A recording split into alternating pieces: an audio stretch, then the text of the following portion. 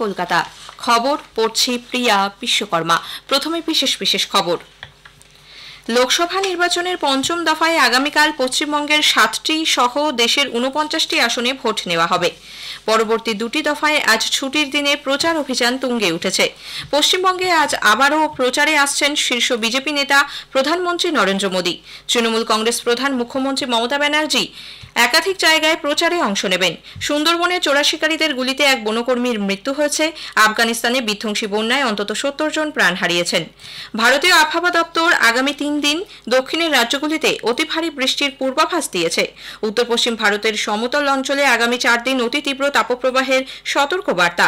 সাত্বিক সাইরাজ রাঙ্কিরেড্ডি এবং চিরাগ শেট্টি জুটি পুরুষদের সিঙ্গলসে থাইল্যান্ড ওপেন ব্যাডমিন্টন চ্যাম্পিয়নশিপে বিজয়ী হয়েছেন। আসছে বিস্তারিত খবরে। লোকসভা নির্বাচনের পঞ্চম দফায় আগামীকাল ভোট গ্রহণ। এই দফায় রাজ্যের 7টি সহ দেশের 49টি আসনে ভোট নেওয়া হবে। দেশের 6টি রাজ্য ও 2টি কেন্দ্রশাসিত অঞ্চলে মোট 695 জন প্রার্থীর ভাগ্য নির্ধারিত হবে। এদিন উল্লেখযোগ্য প্রার্থীদের মধ্যে আছেন বিজেপির রাজনাথ সিং, স্মৃতি ইরানি এবং পীয়ূষ গোয়েল, কংগ্রেসের রাহুল গান্ধী এবং KL শর্মা, ন্যাশনাল কনফারেন্সের ওমর আবদুল্লাহ এবং লোক জনশক্তি পার্টি রামবিলাসের চিরাগ পাসওয়ান। পঞ্চম দফায় মহারাষ্ট্রের 13টি, উত্তরপ্রদেশের 14টি, বিহার ও ওড়িশায় 5টি করে, ঝাড়খণ্ডের 3টি এবং জম্মু কাশ্মীর ও লাদাখের 1টি করে আসনে ভোট নেওয়া হবে। এই দফায় পশ্চিমবঙ্গের 7টি লোকসভা কেন্দ্র হল বনগাঁ, ব্যারাকপুর, হাওড়া, উলুবেড়িয়া, হুগলি, শ্রীরামপুর ও আরামবাগ। ভোট গ্রহণ শুরু হবে সকাল 7টায়, চলবে সন্ধ্যে 6টা পর্যন্ত। মোট প্রার্থী রয়েছেন 88 জন, এর মধ্যে 14 জন মহিলা। অবাধ ও সুষ্ঠু নির্বাচন সুনিশ্চিত করতে 650 কোম্পানি কেন্দ্রীয় বাহিনী মোতায়েন করা হবে। বুথের নিরাপত্তায় থাকবে 613 কোম্পানি কেন্দ্রীয় বাহিনী। এর পাশাপাশি থাকবে 25,000-এর বেশি রাজ্য পুলিশ, থাকবে 567টি কুইক রেসপন্স টিম QRT। নিরাপত্তার কথা মাথায় রেখে বন্ধ রাখা হয়েছে বনগাঁর পেট্রাপোল সীমান্ত। লোকসভা নির্বাচনের 6ষ্ঠ দফায় দেশের 8টি রাজ্য, 1টি কেন্দ্রশাসিত অঞ্চলের 58টি আসনে মোট 889 জন প্রার্থী প্রতিদ্বন্দ্বিতার আসনে রয়েছেন। এর মধ্যে জম্মু কাশ্মীরের অনন্তনাগ, রাজৌরি সংসদীয় আসনে 20 জন প্রার্থী আছেন। এই দফায় মোট 1978টি মনোনয়নপত্র জমা পড়েছিল বলে নির্বাচন কমিশন এক বিবৃতিতে জানিয়েছে। লোকসভা নির্বাচনের 7ম দফায় পশ্চিমবঙ্গের 9টি কেন্দ্রে মোট 124 জন প্রার্থী প্রতিদ্বন্দ্বিতা করছেন। রাজ্যের মুখ্য নির্বাচনী আধিকারিকের দপ্তর সূত্রে খবর, ওই 124 জন প্রার্থীর মধ্যে তৃণমূল কংগ্রেস, বিজেপি ও BSPর 9 জন করে, CPIM এর 6 এবং কংগ্রেস ও ফরওয়ার্ড ব্লকের 1 জন করে প্রার্থী রয়েছেন। 7ম দফায় আগামী 1 জুন এ রাজ্যে দমদম, বারাসাত, বসিরহাট, জয়নগর, মথুরাপুর, যাদবপুর, কলকাতা দক্ষিণ ও কলকাতা উত্তর এই 9টি কেন্দ্রে ভোট নেওয়া হবে। লোকসভা নির্বাচনের বাকি দফাগুলির জন্য জমে উঠেছে প্রচারাভিযান। সব দলের তারকা প্রার্থীরা ভোটারদের মন জয়ের সব রকম চেষ্টা চালাচ্ছেন। প্রবীণ বিজেপি নেতা প্রধানমন্ত্রী নরেন্দ্র মোদী আজ সকালে ঝাড়খণ্ডের জামশেদপুরের নির্বাচনী জনসভায় যোগ দিয়ে বলেন, কংগ্রেস সহ বিরোধী দলগুলি নতুন উদ্যোগ এবং শিল্পের ক্ষেত্রে সর্বদাই বাধা সৃষ্টি করছে। विषय को स्पर्श करना चाहता हूं क्योंकि मैं आज उद्योग की धरती पर खड़ा हूं और मेरे आदिवासी भाई बहनों के बीच खड़ा हूं। ये उनके शहजादे आए दिन उद्योगों का विरोध करते हैं, उद्योगपतियों का विरोध करते हैं, निवेश का विरोध करते हैं। आने वाले दिनों में कौन उद्योगपति उनके राज्य में जाकर के पूंजी निवेश करेगा? उन राज्यों के नौजवानों का क्या होगा? ये महाराष्ट्र में जो लोग चुनाव लड़ने के लिए हमारे सामने हैं, क्या वे शहजादे की इस भाषा को मान्य करते हैं क्या? এরপর শ্রী মোদী পশ্চিমবঙ্গের পুরুলিয়ার গ্যাঙ্গারার মাঠে দলীয় প্রার্থী সমর্থনে এক জনসভায় যোগ দিচ্ছেন। বাঁকুড়ার ওন্দার নিকুঞ্জপুর হাইস্কুল ময়দানে এরপর আরেকটি জনসভায় যোগ দেবেন তিনি। মেদিনীপুরেও আজ দলীয় প্রার্থী সমর্থনে প্রচার সারবেন। অসমের মুখ্যমন্ত্রী হেমন্ত বিশ্ব শর্মা উত্তর 24 পরগনার বারাসাত, বসিরহাট ও উত্তর দমদমে দলীয় প্রার্থীদের হয়ে প্রচারে অংশ নেবেন। ত্রিপুরার মুখ্যমন্ত্রী মানিক সাহাও দক্ষিণ 24 পরগনার মথুরাপুর ও পাথর প্রতিমায় জনসভা করবেন। তৃণমূল কংগ্রেস নেত্রী মুখ্যমন্ত্রী মমতা ব্যানার্জি আজ বাঁকুড়া শহরে একটি রোড শোয়ে অংশ নেবেন। দলীয় প্রার্থীর সমর্থনে কলেজ মোড় থেকে লালবাজার মোড় পর্যন্ত রোড শো করবেন তিনি। পুরুলিয়া শহরেও তৃণমূল নেত্রীর একটি পদযাত্রায় অংশ নেবার কথা। বাঁকুড়া ও পুরুলিয়ায় একই দিনে প্রধানমন্ত্রী ও মুখ্যমন্ত্রীর প্রচারকে কেন্দ্র করে জোরদার নিরাপত্তার বন্দোবস্ত করা হয়েছে।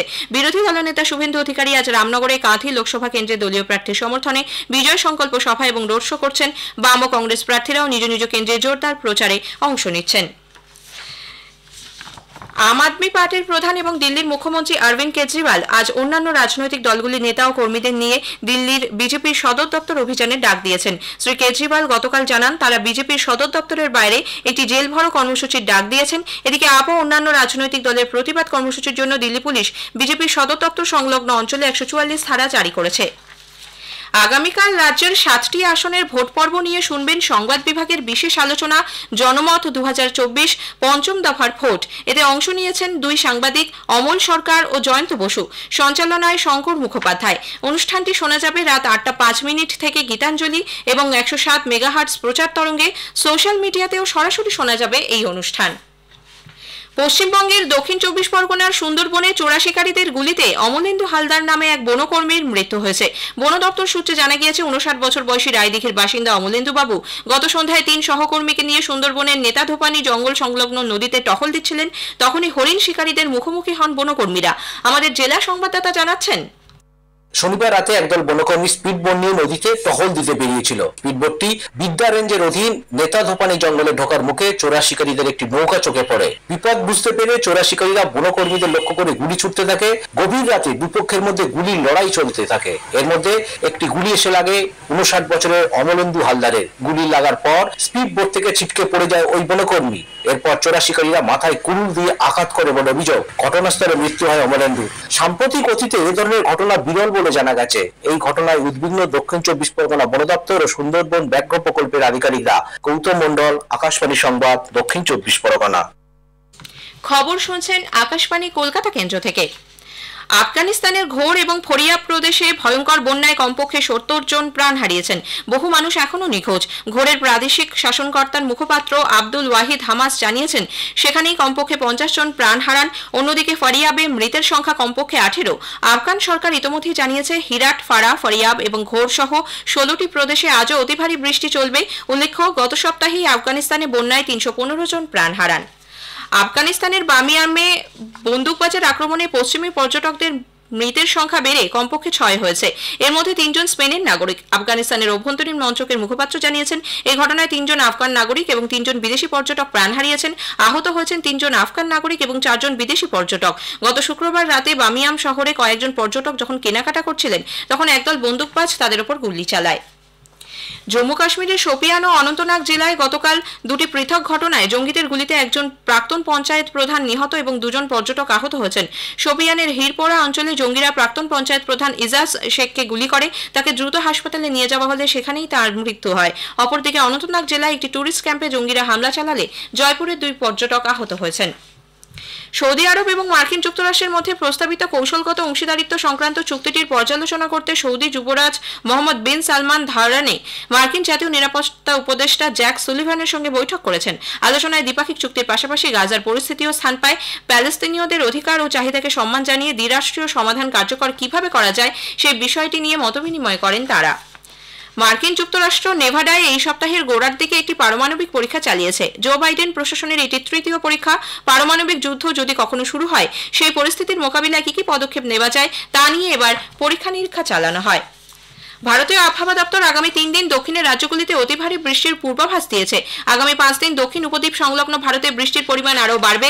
আগামী 21 তারিখ পর্যন্ত তামিলনাড়ু ও কেরলে প্রবল বর্ষণের সম্ভাবনা। এই দুই রাজ্যের বিভিন্ন জেলায় লাল এবং কমলা সতর্কতা জারি করা হয়েছে। এদিকে দক্ষিণ পশ্চিম মৌসুমী বায়ু দক্ষিণ আন্দামান সাগর, বঙ্গোপসাগর, দক্ষিণ পূর্ব অংশ ও নিকোবর দ্বীপপুঞ্জে প্রবেশ করতে চলেছে বলে আবহাওয়া দপ্তর জানিয়েছে। অন্যদিকে উত্তর পশ্চিম ভারতের সমতল অঞ্চলে আগামী 4 দিন অতি তীব্র তাপপ্রবাহের পূর্বাভাস দিয়েছে মৌসুম বিভাগ। মধ্য ভারতের বিভিন্ন অঞ্চলে তাপমাত্রা 2 থেকে 4 ডিগ্রি পর্যন্ত বৃদ্ধি পাবে। দিল্লি, হরিয়ানা, চণ্ডীগড়, পাঞ্জাব এবং পশ্চিম রাজস্থানে লাল সতর্কতা ও উত্তরপ্রদেশ এবং পূর্ব রাজস্থানে কমলা সতর্কতা জারি করা হয়েছে। সাত্বিক সাইরাজ রাঙ্কিরেড্ডি এবং চিরাগ শেট্টি জুটি পুরুষদের সিঙ্গলসে থাইল্যান্ড ওপেন ব্যাডমিন্টনের চ্যাম্পিয়নশিপে বিজয়ী হয়েছেন। তারা আজ সরাসরি 21-15 এবং 21-15 পরাজিত করে চীনের চেন বো ইয়ং এবং লু ইকে। গতকাল এই দুই ভারতীয় চীনা তাইপেইয়ের লু মিংচে এবং ট্যাং কেই উইকে ফাইনালে পরাজিত করেন। আইপিএল ক্রিকেটের লিগ পর্বের শেষ ম্যাচে কলকাতা নাইট রাইডার্স আজ রাজস্থান রয়্যালসের মুখোমুখি হচ্ছে। অন্য ম্যাচে সানরাইজার্স হায়দ্রাবাদ পাঞ্জাব কিংসের বিরুদ্ধে খেলবে। খবর শেষ হলো।